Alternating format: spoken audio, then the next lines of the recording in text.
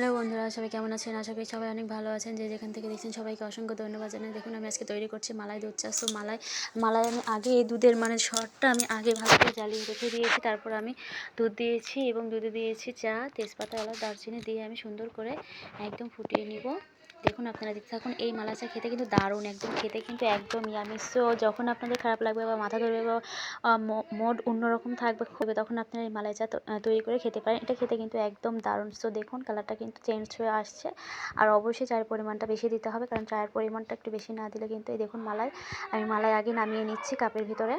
So একদম দেখুন কতটা সুন্দর এবং কতটা ইয়ামি, খেতে কিন্তু একদম দারুণ। সবসময় একরকম চা খেতে কিন্তু কারোরই ভালো লাগে না। সো মাঝে মধ্যে একটু ডিফারেন্স বা একটু চেঞ্জ হলে খেতে মন্দ হয় না। সো দেখুন কতটা সুন্দর, আমি দুধে থেকে যে সর হয়েছে সেই সরটা আমি সুন্দর করে জ্বালিয়ে নিয়েছি এবং সেই সরটা আমি কাপের ভিতরে দিয়ে দিচ্ছি। তারপরে আমি যে চা করেছি দুধ চা, সেইটা আমি এর ভিতরে দিয়ে দিব। সো খুবই সিম্পলিভাবে, খুবই কম সময়ে, মাত্র 2 মিনিটেই আপনি তৈরি করতে পারবেন এই দুধ মালাই চা। সো দুধ মালাই চা খেতে কিন্তু একদম দারুণ।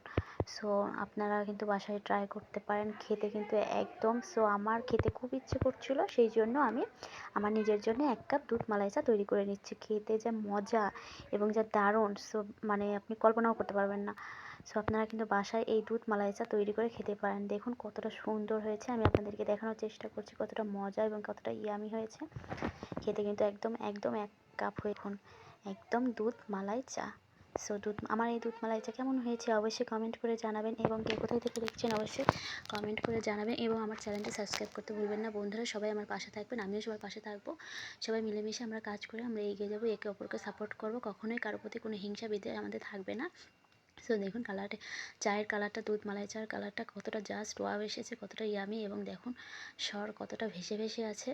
মনে হচ্ছে একদম ঘি বা তেল দেওয়া হয়েছে, তাই না? একদমই নয়। মালাইটা অনেক সুন্দর এবং ঘন, সেই জন্য একদম মাখো মাখো হয়েছে দুধ মালাই চা। একদম জাস্ট ওয়াও, কতটা সুন্দর হয়েছে। একবার দেখুন, আপনারাও বাসায় কিন্তু ট্রাই করতে পারেন। তারা বন্ধুরা।